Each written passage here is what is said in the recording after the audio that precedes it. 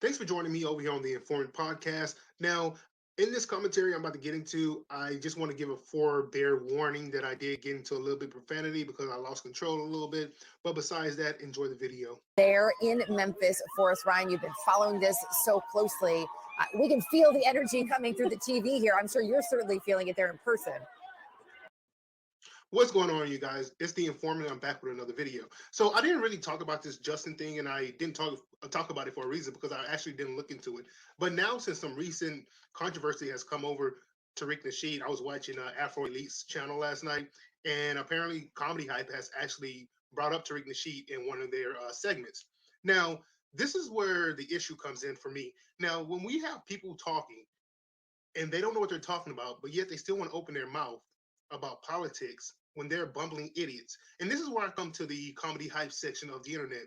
Now, if you know this guy, I don't really know his name or anything, but I'm gonna put him on the screen for you guys.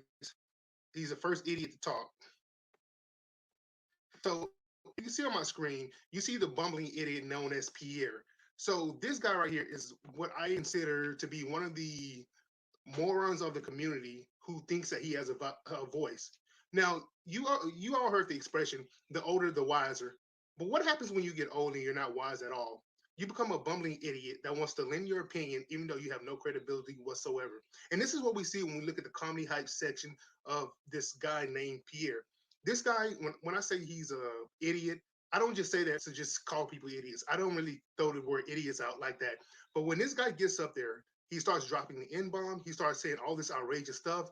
He starts just making babbling statements. So I want you guys to listen to some of the babbling statements that he just said about Tariq Nasheed. Now I'm going to rewind this 5 months ago when he came out against the black community, calling us N-words because we didn't vote for Stacey Abrams.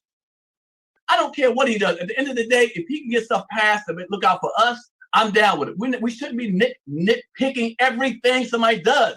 Why is it we have to constantly nitpick, brother? Come on, Tariq. Come on now. No. So I think it's way beyond. I'm sure we don't want nobody code switching. I guess you want to call it. But at the end of the day, we need resolution to stuff. And we need resolution. How you get it? I don't care as long as it's resolved. That's all I care about at the end of the day. I don't care what you started from. You could have been a poor person, a drug dealer, whatever. What you're doing today makes a difference to me. Absolutely, Yamanika. And what exactly has this guy got accomplished? Because he keeps talking about what this guy's doing today makes difference to me. Now, besides the idiocracy that we saw him on the stage doing, where he was jumping up and down, and I would actually compare him to, well, I'm not going to even go that far. But just besides the fact that he was jumping up and down up there, giving that little speech that he did, what has he accomplished? This is what I'm talking about when we talk about these comedy hype people. Now, I want to show you guys an older video where he was calling black people the N-word and all that, all in the name of Stacey Abrams. Glory to God, Stacey Abrams, because she's the Holy Land in Georgia, apparently. When this idiot right here, he came out against black people because they didn't vote for Stacey Abrams. So let's listen to that clip. What was your reaction, and are you surprised by the results? I guess the question is, her losing to him again for the second time. Yeah. And it's plain and simple. I'm gonna give you a little rough medicine. Niggas don't vote twice. Okay. Black people vote twice, but niggas don't vote twice. They went out the first time and voted for her, and she didn't win, and they were pissed off. Normally that's how blacks and my niggas act, because they'll say, like, my vote count. I'm not even finish this. I'm tired of hearing this goddamn dude. So pretty much this is this guy. This is political analysis. He said that black people didn't vote for Stacey Abrams the second time because N-words don't vote. Now let's not forget that there were videos circulating online of people saying they're not going to vote for Stacey Abrams unless Stacey Abrams has a policy that's going to help me in my life. All Stacey Abrams policies were not for black people, and those black people that actually looked into her policies, which was not all black people, those black people that actually looked into our policies, they said, no, I'm not going to vote for you because you're not doing anything. In fact, Brian Kemp, he got more of the black vote because his policies matched what they wanted. Stacey Abrams' whole plan when it came to black people, as illustrated by TD Media Hip Hop, was a copy and paste method. She did it for Hispanics, Asians, and black. She was pretty much promising them all a small pot of money that was going to go to minorities. Now, And at the same time, she had a policy for the police. Okay, that's good. She had a policy for the immigrants. They can't vote for her, but okay. And she had a policy for abortion. Now, when it comes to the everyday people who's trying to open up their businesses and all that, she had no policy. So black people didn't go out there and vote for her because she didn't have a policy for them to go and vote for her. So why are we going out there wasting our time, our money, our gas, our freaking, I don't know, freaking the air in our lungs to go vote for this fat heifer who's not going to do anything for us? Now, I see that she has ambitions to be like, I guess, the vice president or whatever. Whatever. I really don't care because to me, she's just one of these clowns who's gonna be blackly black when it's convenient. And on top of that, let me say this too. This idiot who's over there in Georgia running for governor or whatever, this idiot Stacey Abrams.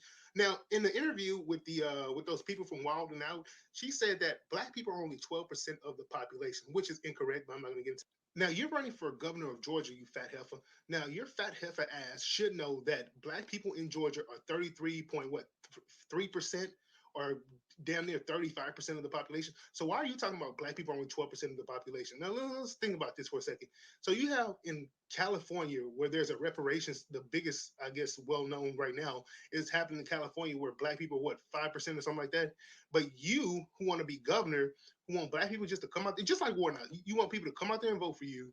You have no plan for them. You have no ideologies to get behind them to match theirs, and you want them to come out and vote for you. But you're just going to be F black people, you only 12%. No, you idiot. You're there 33 to 35% of the population in Georgia. Why are you even looking at the 12%? 12% represents the nation at a whole, but we're not going to argue that number. But she's talking about 12%. You should be talking about 33 to 35%. But you're too stupid because you're trying to follow the Joe Biden plan. And it's okay to be stupid, but not when you want to be governor.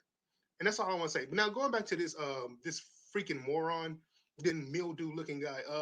This is why we have to recognize who's speaking for us. Now, Comedy Hype, they come out, they pay this clown, this bald idiot, whatever the hell they pay him. It's enough for him to get on the camera and coon and buffoon. This is a freaking abomination right here. He cannot explain politics, even eloquent. Even he's getting paid to say this stuff. He's getting paid. He's supposed to write his own stuff. Now we see what happens when he writes his own stuff. This guy's too stupid. I'm sorry to say this, but he is too stupid to talk about politics. But they pay him to talk about politics. So why are they paying ignorant people to talk about politics? It's to keep the audience ignorant. As we can see, they have over 800,000 people subbed up to them. And I will say this, I am subbed up to them, but I'm only watching just to lurk around in the bushes and see what they're up to. But this is ridiculous. This guy, he has no idea what he's talking about when it comes to politics. He shouldn't even be opening his damn mouth.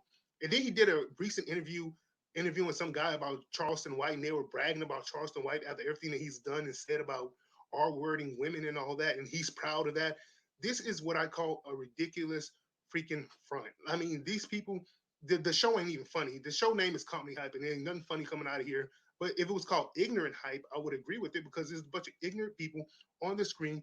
Dude, this guy right here, man, every time I see him, I want to punch him. And I'm going to say it like that. Let me leave that right there because talking about this idiot is just making me aggravated. I'm not even going to lie to you guys. So that's all for this video.